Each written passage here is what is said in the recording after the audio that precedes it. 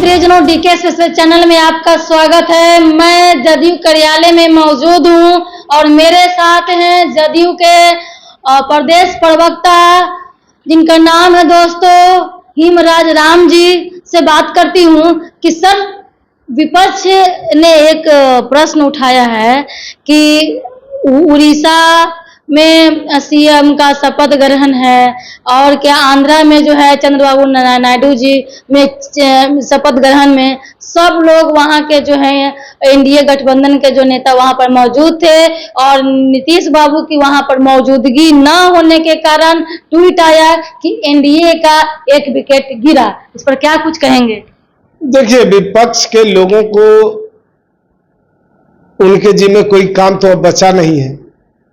अब यही सब उधेड़ बुन में वो लोग लगे हुए हैं, तरह तरह के कयास लगाते रहेंगे और तीसरी बार मोदी जी देश के प्रधानमंत्री बन गए हैं और ये अपना काम करते रहेंगे।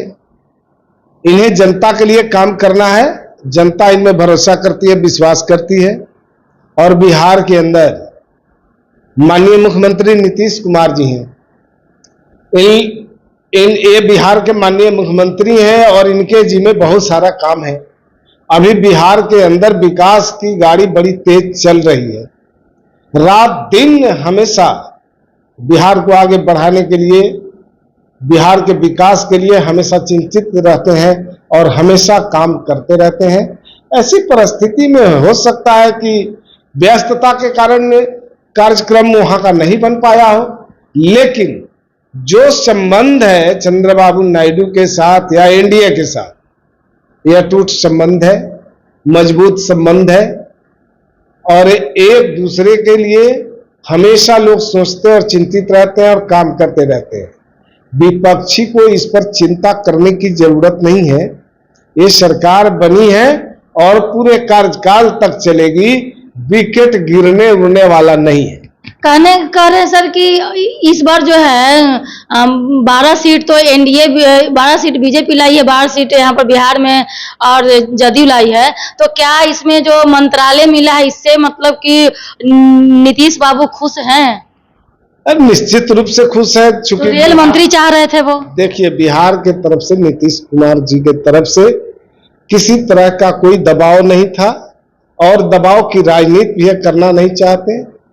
एनडीए की सरकार है, डबल इंजन की सरकार है, बिहार से लेकर दिल्ली तक सरकार है एनडीए की, और आपस में सामंजस्य नहीं रहेगा, आपस में बातचीत नहीं रहेगी तो फिर एक सरकार कैसे चलेगा? दरअसल विरोधियों को बोलना है, आलोचना करना है, वो तरह तरह का बहाना खोजते रहेंगे, लेकिन बिहार के अंदर जो मिट्टी बिहार की, बिहार में जन सरोकार से जुड़े हुए मुद्दों पर और बिहार के अंदर जो समस्याएं हैं उन पर हमारे शीर्षस्थ नेताओं ने विचार विमर्श करके बिहार के विकास के लिए, तरक्की के लिए, उसको आगे बढ़ाने के लिए बहुत ही सोच समझ करके बिहार के नेताओं को जो जिम्मेवारी दी है मंत्रिमंडल में, जो 8 मंत्रालय दिए गए हैं बिहार के नेताओं को, जो एनडीए के नेता हमारे थे, जदयू से लेकर जीतन राम मांझी जी से लेकर चिराग पासवान जी और भारतीय जनता पार्टी के नेता,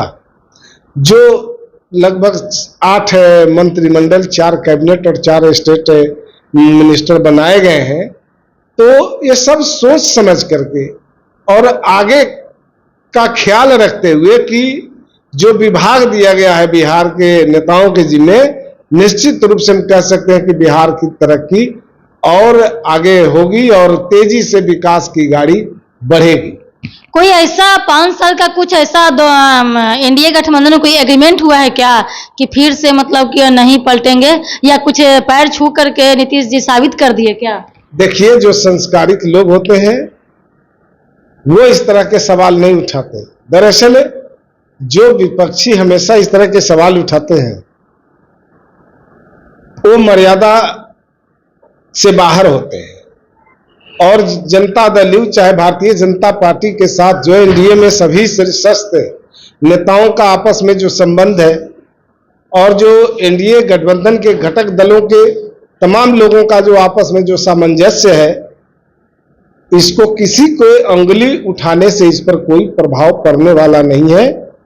सभी एनडीए के घटक दल संकल्पित है सही बात देश में, और राज्य का विकास करने के लिए और बिहार को आगे बढ़ाने के लिए। यानी कि हर बार तो आप कहते हैं, हर बार हम आप ही से पूछते रहते हैं कि 40 की 40 सीटें 400 पार, तो ये क्या हो गया? हर लड़ाई के पहले एक एम होता है, टारगेट होता है। कोई काम करने से पहले आदमी एक टारगेट बनाता है कि हमें इसको लक्ष्य बनाकर काम करना है, और कोई जरूरी नहीं है कि जो आप लक्ष्य निर्धारित करते हैं 100% पूरा हो जाए। इसलिए लक्ष्य बना करके काम करना अच्छी बात है, और हम लोगों ने भी लक्ष्य बना करके अपना काम शुरू किया था, और बिहार में लगभग 75% सीटें तो जो है एनडीए ने ही लिया है। बाकी ये लोग तो जनता के बीच में हमेशा झूठ परोसने का काम किए, झांसा देने का काम किए, जगह जगह मीटिंग लगाकर, सभा लगा करके लोगों को जो है भरमाने की कोशिश की, लेकिन फिर भी बिहार की जनता ने इन लोगों के भरमजाल में फंसने का काम नहीं किया और इसे नकार दिया। विश्वास और भरोसा एनडीए के नेताओं पर रखा, नीतीश कुमार जी के ऊपर भरोसा और विश्वास, मोदी जी के ऊपर भरोसा और विश्वास कायम रखा। तो जदयू के वरिष्ठ नेता केसी त्यागी जी बोले हैं कि अग्निवीर पर समीक्षा करने के लिए, और दूसरी बात है कि बिहार का विशेष राज्य का दर्जा, इस पर क्या कहेंगे? देखिए, बिहार को विशेष राज्य का दर्जा का जहां तक सवाल है, जब केंद्र में कांग्रेस की सरकार थी और लालू जी उसमें प्रमुख घटक दल में प्रमुख लीडर थे और एक मजबूत स्थिति में थे, तो उस समय इनके लगभग 12 मंत्री थे। लालू जी के 12 मंत्री थे और उस 12 मैंने बिहार से, लेकिन फिर भी जो है नीतीश कुमार जी आवाज उठाने का काम किए कि बिहार को विशेष राज्य का दर्जा मिलना चाहिए ताकि बिहार का विकास हो सके। लेकिन लालू जी और इनके जो सहयोगी मंत्री थे, किसी ने भी इस मांग का समर्थन नहीं किया। अगर ये लोग चाहते कि बिहार का विकास हो तो ये लोग मजबूती के साथ अपनी सरकार में दबाव बनाते और बिहार को विशेष राज्य का दर्जा दिलाते। अगर नहीं तो ऐसा तो उन लोगों ने कभी किया नहीं। अब बारी है, एनडीए की सरकार बनी है, नीतीश कुमार जी प्रमुख लीडर हैं एनडीए गठबंधन के। अब जो भी हमारा बिहार के विकास के लिए काम होगा उसमें कहीं कोई कटौती नहीं होगी। डबल इंजन की सरकार है और नमो नीतीश की जोड़ी है। बिहार को आगे बढ़ाने के लिए सभी लोग संकल्पित है। इसकी चिंता विपक्ष के नेता ना करें कि बिहार को विशेष राज्य का दर्जा कब मिलेगा, विशेष पैकेज कब मिलेगा। अभी लोगों को वही पर एग्रीमेंट हुआ था सरकार तो कि विशेष राज्य का दर्जा मिलेगा तब साथ में आएंगे। अरे सुनिए, बहुत इंपॉर्टेंट बात बता रहे हैं। अभी तो सरकार के गठन हुए 2 दिन हुए, 2 दिन सरकार के गठन हुआ, लेकिन सरकार ने केंद्रीय करों में जो हिस्सा बिहार को दिया है, सभी राज्यों से बढ़ के हिस्सा दिया है, ज्यादा हिस्सा दिया है। 14,000 करोड़ रुपया कल रिलीज कर दिया केंद्र सरकार ने, मोदी जी ने बिहार के हिस्से में। तो इसी तरह से बिहार के विकास के लिए, बिहार के उन्नति और उत्थान के लिए जो भी बनेगा बिहार को मिलेगा हिस्सा। इसको कोई नहीं रोक सकता है। ये डबल इंजन की सरकार है। मोदी जी भी बिहार के प्रति संकल्पित है, नीतीश कुमार जी बिहार के प्रति संकल्पित है।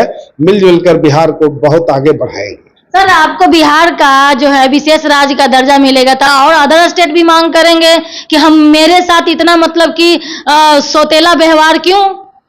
अब चूंकि पूरे देश की जिम्मेवारी है, एनडीए गठबंधन के हम लोग हिस्सा है और हमारे नेता नीतीश कुमार जी और मोदी जी बैठकर इस पर क्या हो सकता है, इस पर गंभीरता से बात करेंगे आपस में।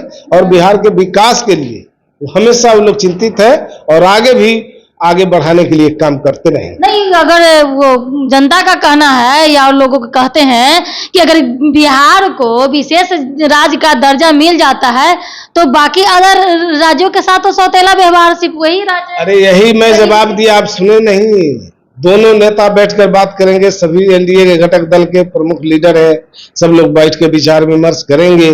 देश हित में क्या हो सकता है उसको किया जाएगा। तो सूत्रों से तो यही कहा गया है कि विशेष राज्य का दर्जा इस सब चीज पर नहीं काम होगा तो वो नीतीश बाबू नाराज हो जाएंगे, इस पे कुछ काम करने में नहीं होता। अरे एनडीए की सरकार बनी है ना, और बार बार कह रहे हैं कि नीतीश कुमार जी एनडीए गठबंधन के प्रमुख लीडर है, प्रमुख गठबंधन के प्रमुख हिस्सा है, और सब मिलजुल करके देश को आगे बढ़ाने के लिए, बिहार को आगे बढ़ाने के लिए काम करेंगे। बहुत बहुत धन्यवाद। देख रहे हैं दोस्तों कि मोदी जी बिहार के साथ रहते हैं या और बिहार का अगर साथ रहते हैं, अगर अदर स्टेट का सौतेला व्यवहार क्या करते हैं, ये देखिए आने वाला समय में क्या करते हैं और क्या करते हैं, क्या बिहार के माननीय मुख्यमंत्री श्री नीतीश कुमार जी क्या करवाते हैं, किस तरीके से पलड़ा किसका भारी रहता है, कैसा एग्रीमेंट हुआ है 5 साल के कि अब हम ना पलटेंगे, कैसा बर्ताव होगा, आगे देखिए इस खबर में क्या होता है आगे। क्या कुछ इस तरीके से अगर आपको अगर पॉलिटिकल नॉलेज है तो कमेंट करिए और देखिए कि इसका क्या दृश्य, इसका क्या वेब आगे भारत में जाता है। जय हिंद। विपक्ष का कहना है, ताबड़तोड़ कहना है, जिस तरीके से मैंने आपसे सवाल किया कि आदरणीय बिहार के मुख्यमंत्री जिस तरीके से आंध्र प्रदेश में एनडीए गठबंधन में वहां पर नहीं मौजूद है, तो उस तरीके से लेकर के और कह रही है कि बिहार में जो है नीतीश कुमार फिर से पलटेंगे और ज्यादा दिन तक ये एनडीए गठबंधन 5 साल तक नहीं टिकेगी, ये लिख के ले लीजिए, परमानेंट कर रहे हो। देखिए, इसकी चिंता विपक्ष के नेताओं को करने की जरूरत नहीं है, और दरअसल विपक्ष को मैं याद दिला देना चाहता हूं कि जब कांग्रेस की गवर्नमेंट थी तो जरा उसके इतिहास पर आपका ध्यान ले जाना चाहते हैं कि 1991 में कांग्रेस को 231 सीटें मिली थी, तो सरकार 5 साल तक चली। 2004 में कांग्रेस को 145 सीटें मिली थी, तो सरकार 5 साल चल जाती है। 2009 में कांग्रेस को 207 सीटें मिलती है, तो सरकार 5 साल तक चलती है, और 2024 में बीजेपी को अकेला 240 सीटें मिली। एनडीए गठबंधन का सब मिला के 300 के करीब 300 हो जाता है, तो ये सरकार क्यों नहीं चलेगी? ये सरकार 5 साल तक चलेगी, पूरे कार्यकाल तक चलेगी और मजबूती से चलेगी। आपका ये दावा कहना है कि पूरा मजबूती से चलेगी, ये कहीं कुछ 5 साल तक इधर उधर नहीं कुछ होने वाला है, यानी कि विधानसभा भी साथ में पूर्ण बहुमत में, बहुमत से ज्यादा सीटें एनडीए के पास है, मजबूती से चलेगी सरकार। चलिए, बहुत बहुत धन्यवाद।